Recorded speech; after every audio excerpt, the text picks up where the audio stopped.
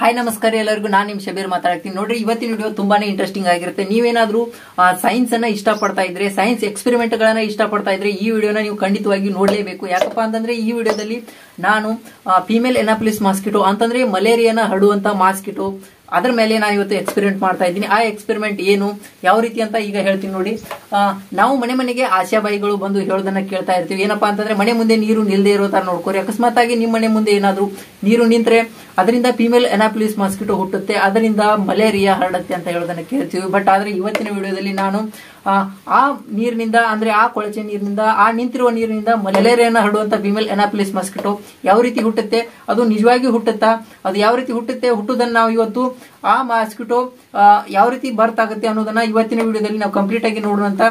ಅದಕ್ಕೋಸ್ಕರ ನಾ ಈ ಬಾಟ್ಲಿಯನ್ನ ತಂದಿದ್ದೀನಿ. ಈ ಬಾಟ್ಲಿಯಲ್ಲಿ ಅಂತಂದ್ರೆ ಆ ನಿಂತಿರುವ ಕೊಳಚೆ ನೀರಿನಲ್ಲಿರುವಂತಹ ಆ ಹುಳುವನ್ನ ನಾವು ಕಲೆಕ್ಟ್ ಮಾಡಿಕೊಂಡು ಆ ಹುಳನ್ನ ಇದರೊಳಗಡೆ 8 ದಿನಗಳವರೆಗೆ ಹಾಕಿಡೋಣಂತ. ಅದರಿಂದ ಆ ಮಾಸ್ಕಿಟೋ ಹುಟ್ಟುವುದನ್ನ ನಾವು ನೋಡೋಣಂತ. ಯಾವ ರೀತಿ ಹುಟ್ಟುತ್ತೆ, ಅದನ್ನ ಹುಟ್ಟಿದ ಮೇಲೆ ನಾವು ಒಪ್ಕೊಳ್ಳೋಣಂತ ಮಲೇರಿಯಾ ಇದರಿಂದ ಹರಡಬಹುದು ಅಥವಾ ಇಲ್ವಾ, ಅವ್ರು ಹೇಳುದು ನಿಜಾನ ಅಂತ ಹೇಳಿ.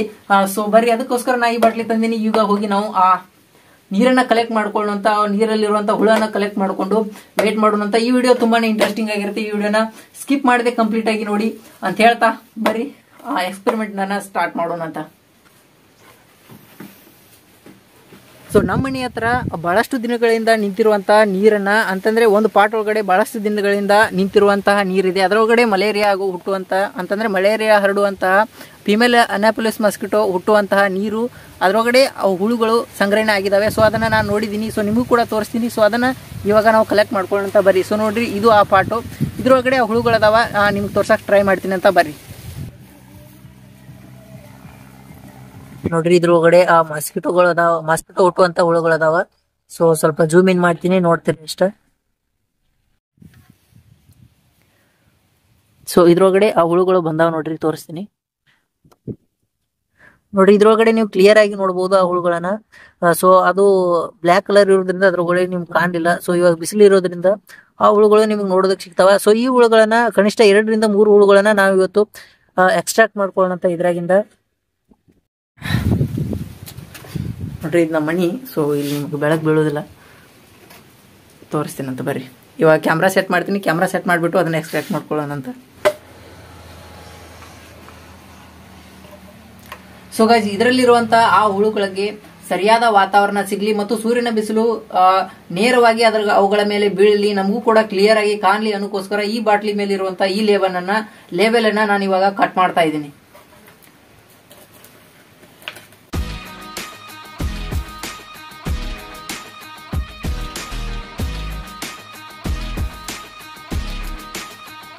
ಇವಾಗ ನಮ್ಗೆ ಕ್ಲಿಯರ್ ಆಗಿ ಆ ಹುಳುಗಳು ಕಾಣ್ತಾವ. ಸೊ ಇದ್ರೊಳಗಡೆ ಇರುವಂತಹ ಹುಳುಗಳನ್ನ ನಾವು 1 ರಿಂದ 2 ಅಥವಾ 3 ಹುಳುಗಳನ್ನ ಈ ಬಾಟ್ಲಿಗೆ ಎಕ್ಸ್ಟ್ರಾಕ್ಟ್ ಮಾಡ್ಕೊಳ್ಳೋಣ ಅಂತ. ಸೊ ಅದಕ್ಕಿಂತ ಮುಂಚೆ ನಾವು ಮಾಡಬೇಕಾಗಿರುವಂತಹ ಒಂದು ಪ್ರೊಸೆಸ್ ಏನಪ್ಪಾ ಅಂತಂದ್ರೆ, ಈ ಹುಳುಗಳಿಗೆ must and should oxygen supply ಅವಶ್ಯಕತೆ ಇರುತ್ತೆ. ನಾವು ಯಾವ ರೀತಿ ಬದುಕೋದಕ್ಕೆ ನಮಗೆ ಆಕ್ಸಿಜನ್ ಬೇಕಿರುತ್ತೋ ಅದೇ ರೀತಿ ಈ ಹುಳುಗಳು ಕೂಡ ಬದುಕಬೇಕಪ್ಪ ಅಂತಂದ್ರೆ ಆಕ್ಸಿಜನ್ ಕಾಂಟ್ಯಾಕ್ಟ್ ಇರಲೇಬೇಕು. ಅವು ಕೂಡ ಬ್ರೀದಿಂಗ್ ಮಾಡ್ತವೆ ಅಂತಂದ್ರೆ ಉಸಿರಾಡ್ತವೆ. ಸೊ ಅದಕ್ಕೋಸ್ಕರ ಇದಕ್ಕೆ ಆಕ್ಸಿಜನ್ ಸಪ್ಲೈ ಆಗಬೇಕು ಅನ್ನೋಕ್ಕೋಸ್ಕರ ನಾವು ಇದ್ರೊಳಗಡೆ ಇಲ್ಲಿ ಒಂದು ಹೋಲ್ ಅನ್ನ ಮಾಡೋಣ ಅಂತ. ಸೊ ಬಟ್ ಆದ್ರೆ ಒಂದು ನಾವು ಗಮನದಲ್ಲಿ ಇಟ್ಕೋಬೇಕಾದದ್ದು ಏನಪ್ಪಾ ಅಂತಂದ್ರೆ, ಈ ಹೋಲು ಆ ಸೊಳ್ಳೆ ಹೊರಗಡೆ ಬರುವಷ್ಟು ದೊಡ್ಡದಾಗಿರಬಾರ್ದು. ಸೊ ಆದ್ರೆ ಆಕ್ಸಿಜನ್ ಸಪ್ಲೈ ಆಗಿರ್ಬೇಕು. ಸೊ ಅಷ್ಟು ಚಿಕ್ಕದಾದಂತ ಒಂದು ಹೋಲನ್ನ ನಾವು ಇದ್ರೊಳಗಡೆ ಮಾಡೋಣ ಅಂತ ಬರ್ರಿ. ಸೊ ಇದನ್ನ ಸ್ವಲ್ಪ ನಾನು ಸೈಡಿಗೆ ಇಡ್ತೀನಿ. ಸೊ ಇದನ್ನ ನಾನು ಇವಾಗ ಕಾಯಿಸ್ಕೊಂಡು ಬಂದಿನಿ. ಇದ್ರೊಳಗಡೆ ಒಂದು ಸಣ್ಣದಾದಂತ ಹೋಲ್ ಮಾಡೋಣ ಅಂತ.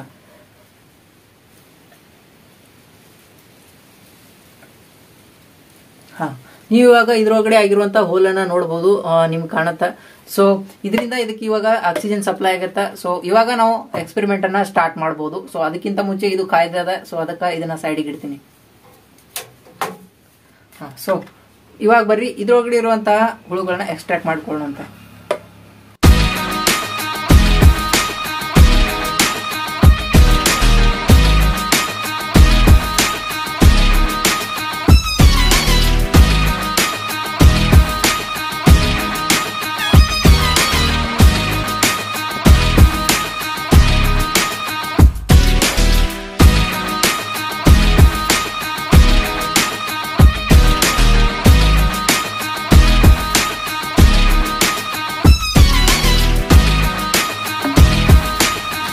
ಸೊ ಬರ್ರಿ ಇದ್ರೊಳಗಡೆ ಇರುವಂತ ಹುಳುಗಳನ್ನ ನಾನು ನಿಮಗೆ ಮುಂಚೆ ತೋರಿಸಿ ಆಮೇಲೆ ಇದನ್ನ ಕ್ಲೋಸ್ ಮಾಡ್ತೀನಿ. ಸೊ ನೋಡ್ರಿ, ನೀವು ಇಲ್ಲಿ ನೋಡ್ಬೋದು ಕನಿಷ್ಠ ಒಂದು 4 ಹುಳುಗಳನ್ನ ನಾನು ಇದ್ರೊಳಗಡೆ ತೊಗೊಂಡಿದ್ದೀನಿ. ಸೊ ಈ 4 ಹುಳುಗಳನ್ನ ನಾವು ಈ ಕಂಟೈನರ್ನ ಅಂತಂದ್ರೆ ಈ ಬಾಟ್ಲಿಯ ಮುಚ್ಚಳಿಕೆಯನ್ನು ಹಾಕೋಣಂತ. ಸೊ ಹಾಕಿ ಇವುಗಳನ್ನು ನಾವು ಶೇಖರಣೆ ಮಾಡಿ ಇಡೋಣಂತ. ಅದಾದಮೇಲೆ ಇದರೊಳಗಡೆ ಮುಂದೆ ಆಗುವಂಥ ವ್ಯತ್ಯಾಸ ಏನು ಅನ್ನೋದನ್ನು ನಾನು ನಿಮಗೆ ಸಾಧ್ಯ ಆದರೆ ದಿನೇ ದಿನೇ ತೋರಿಸ್ತೀನಿ. ಇಲ್ಲ ಅಂತಂದರೆ ಕಂಪ್ಲೀಟಾಗಿ 8 ದಿನ ಆದಮೇಲೆ ಸೊಳ್ಳೆ ಆದಮೇಲೆ ಆದರೂ ತೋರಿಸ್ತೀನಿ. ಸೊ ಇವಾಗ ಇದರೊಳಗಡೆ ಇಷ್ಟೇ ನೀರು ಇವಕ್ಕೆ ಸಾಕಾಗೋದಿಲ್ಲ. ಇದರೊಳಗಡೆ ಕನಿಷ್ಠ ಅಂದರೂ ಒಂದು ಅರ್ಧದಷ್ಟು ನೀರನ್ನಾದರೂ ನಾವು ಹಾಕಬೇಕು. ಸೊ ಇವಾಗ ಇದಕ್ಕೆ ಎಕ್ಸ್ಟ್ರಾ ನೀರನ್ನು ಆ್ಯಡ್ ಮಾಡಿ ಕ್ಲೋಸ್ ಮಾಡಿ ಇಡೋಣಂತ ಬರ್ರಿ. ಸೊ ನೋಡ್ರಿ, ನಾ ಇದಕ್ಕೆ ಇವಾಗ ಎಕ್ಸ್ಟ್ರಾ ವಾಟರ್ನ ಇದ್ರೊಳಗಡೆ ಎಡಿಷನ್ ಮಾಡಾಕ್ತೀನಿ. ಸೊ ನೀವು ನೋಡ್ರಿ, ಕ್ಲಿಯರ್ ಆಗಿ ನೋಡ್ರಿ, ಇದು ಎಕ್ಸ್ಟ್ರಾ ವಾಟರ್, ಅದ್ರ ಬಿಟ್ಟು ಮತ್ತೇನು ಹಾಕಿಲ್ಲ. ಸೊ ಬರ್ರಿ ಹಾಕೋಣ.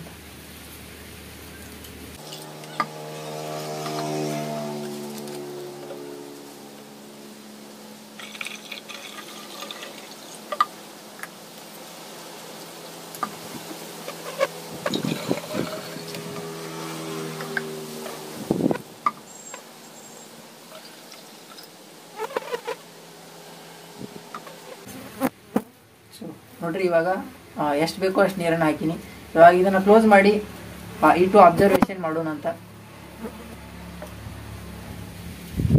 ಸೊ ಈ ಹೋಲ್ ಆಗಿರುವಂತಹ ಇದರ ಮುಚ್ಚಳಿಕೆಯನ್ನು ನಾ ಇದಕ್ಕೆ ಹಾಕಾಕತ್ತೀನಿ. ಹಾಯ್ ಗೈಸ್, ಎಲ್ರಿಗೂ ನಮಸ್ಕಾರ. ನಾನು ನಿಮ್ಮ ಶಬೀರ್ ಮಾತಾಡ್ತಾ ಇದ್ದೀನಿ.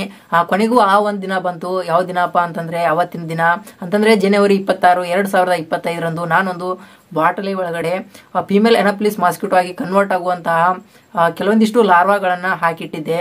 ಸೊ ಆ ಹುಳುಗಳನ್ನ ಮಾಸ್ಕಿಟೋ ಆಗಿ ಕನ್ವರ್ಟ್ ಆಗೋದಕ್ಕೆ 8 ದಿನ ಅಂತ ಹೇಳಿ ನಾನು ಒಂದು ಕಡೆಗೆ ಒಂದು ಬಾಟ್ಲ್ ಒಳಗಡೆ ಹಾಕಿಟ್ಟಿದ್ದೆ. ಸೊ ಇವತ್ತು ಫೆಬ್ರವರಿ 18.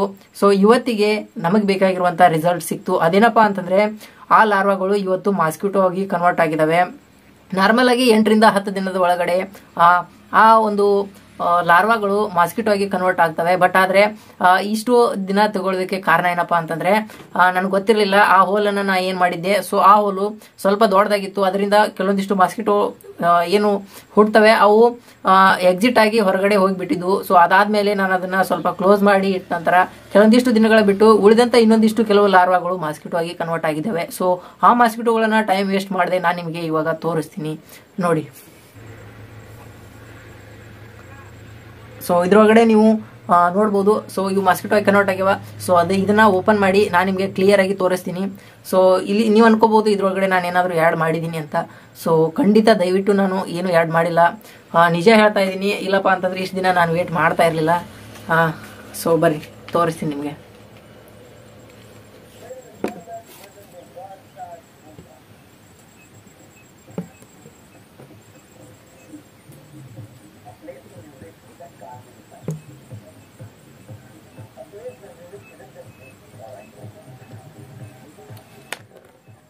ಸೊ ನೀವು ಇಲ್ಲಿ ನೋಡ್ಬೋದು ಕೆಲವೊಂದಿಷ್ಟು ಲಾರ್ವಾ ಮತ್ತು ಕೆಲವೊಂದಿಷ್ಟು ಮಾಸ್ಕಿಟೋ ಬಂದಿರೋದನ್ನು. ನಾನು ಇದರೊಳಗಡೆ 1-2 ಮಾಸ್ಕಿಟೋಗಳನ್ನು ಹೊರಗಡೆ ತೆಗೆದು ತೋರಿಸ್ತೀನಿ. ಸೊ ಇಲ್ಲಿ ಸೈಡ್ಗೆ ಅದ ನೋಡ್ರಿ, ಇದರಿಂದ ಸೂಜಿ ಸಹಾಯದಿಂದ ಹೊರಗಡೆ ತೆಕ್ಕೊಳ್ಳೋಣ ಅಂತ. ಸೊ ನೀವಿಲ್ಲಿ ನೋಡ್ಬೋದು ಇದು ಮಾಸ್ಕಿಟೋ. ಸೊ ಇದನ್ನು ಜೂಮ್ ಮಾಡಿ ನಿಮ್ಗೆ ತೋರಿಸ್ತೀನಿ. ಸೊ ಇದು ನಾವು ವೇಟ್ ಮಾಡ್ತಿರುವಂತ ಮಾಸ್ಕಿಟೋ. ಸೊ ನೋಡ್ಬೋದ್ರಿ, ಇದು ಮಾಸ್ಕಿಟೋ. ಇನ್ನು ಉಳಿದಿರುವಂತವು ಇವೆಲ್ಲ ಲಾರ್ವಾಗಳು. ಸೊ ಫೈನಲ್ ಆಗಿ ಈ ಮಾಸ್ಕಿಟೋನ ನಾವು ನೋಡಿದ್ದಾಯ್ತು. ಸೊ ಇವಾಗ ಇದ್ರ ಕುರಿತಾಗಿ ನಾನು ನಿಮ್ಗೆ ಕೆಲವೊಂದಿಷ್ಟು ಮಾಹಿತಿನ ಹೇಳ್ತೀನಿ ಬರ್ರಿ. ಸ್ನೇಹಿತರೆ, ಈ ಸೊಳ್ಳೆಗಳಿಂದ ದೂರ ಇರೋದು ಬಹಳ ಕಷ್ಟ. ಅಂತಂದ್ರೆ ಈ ಸೊಳ್ಳೆಗಳನ್ನ ನಾವು ಸಂಪೂರ್ಣವಾಗಿ ವಿನಾಶ ಮಾಡೋದು ತುಂಬಾನೇ ಕಷ್ಟ. ಯಾಕಪ್ಪ ಅಂತಂದ್ರೆ ಸಿಕ್ಕಾಪಟ್ಟೆ ಸೊಳ್ಳೆಗಳು ವಾತಾವರಣದಲ್ಲಿ ಹುಟ್ಟತಾ ಇರ್ತವೆ. ಮಳೆ ಆದಂತೆಲ್ಲ, ನೀರು ನಿಂತಂತೆಲ್ಲ ಹುಟ್ಟತಾ ಇರ್ತವೆ. ಸೊ ಹೀಗಾಗಿ ಈ ಸೊಳ್ಳೆಗಳನ್ನ ಧ್ವಂಸ ಮಾಡೋದು ಬಹಳ ಕಷ್ಟವಾದಂತ ಕೆಲಸ. ಆದ್ರೆ ಇವುಗಳಿಂದ ದೂರ ಇರೋದಕ್ಕೆ ನಾವು ಪ್ರಯತ್ನ ಮಾಡಬಹುದು.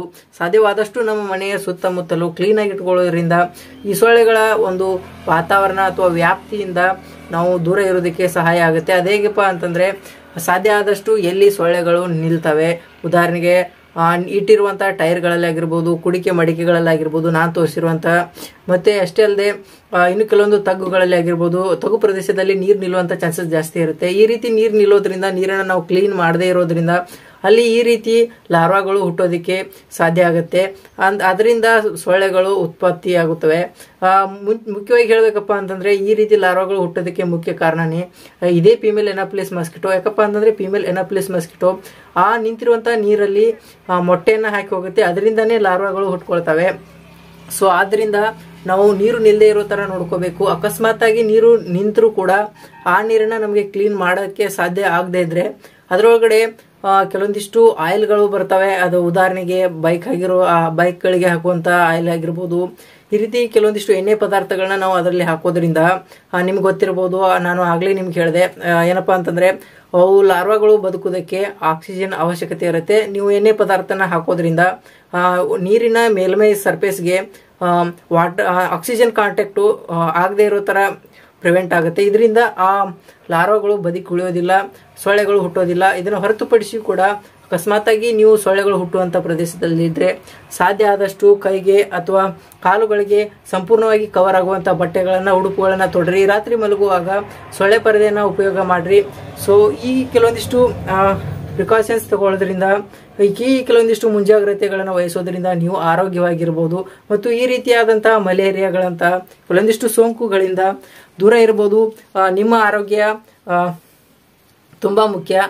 ಆರೋಗ್ಯವಾಗಿದ್ರೆ ಮನುಷ್ಯ ಜೀವನದಲ್ಲಿ ಏನ್ ಬೇಕಾದ್ರೂ ಮಾಡ್ಬೋದು. ಸೊ ಆದ್ರಿಂದ ಈ ಕೆಲವೊಂದಿಷ್ಟು ಮುಂಜಾಗ್ರತೆಗಳನ್ನು ವಹಿಸಿ ಆರೋಗ್ಯವಾಗಿರಿ ಅಂತ ಹೇಳ್ತಾ ಈ ವಿಡಿಯೋನ ಇಲ್ಲಿಗೆ ಮುಗಿಸ್ತಾ ಇದ್ದೀನಿ. ಈ ವಿಡಿಯೋ ನಿಮ್ಗೆಲ್ರಿಗೂ ಕೂಡ ಮುಂಜಾಗ್ರತೆಯನ್ನ ವಹಿಸಬೇಕು ಅಥವಾ ನಿಮ್ಮೆಲ್ಲರಲ್ಲೂ ಕೂಡ ಒಂದು ಅವೇರ್ನೆಸ್ ಅನ್ನ ತರಬೇಕು ಅಂತ ನಾನು ಈ ವಿಡಿಯೋನ ಮಾಡಿದ್ದೀನಿ. ಈ ವಿಡಿಯೋ ನಿಮ್ಗೆ ಇಷ್ಟ ಆಗಿದ್ರೆ ವಿಡಿಯೋನ ಲೈಕ್ ಮಾಡಿ.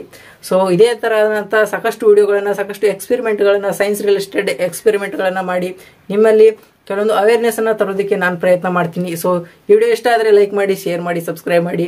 ಹಾಗೇನೇ ಮುಂದಿನ ವಿಡಿಯೋದಲ್ಲಿ ಮತ್ತೆ ಸಿಗ್ತೀನಿ. ಅಲ್ಲಿವರೆಗೂ ಎಲ್ಲರಿಗೂ ಕೂಡ ನಮಸ್ಕಾರ. ಜೈ ಹಿಂದ್, ಜೈ ಭಾರತ್.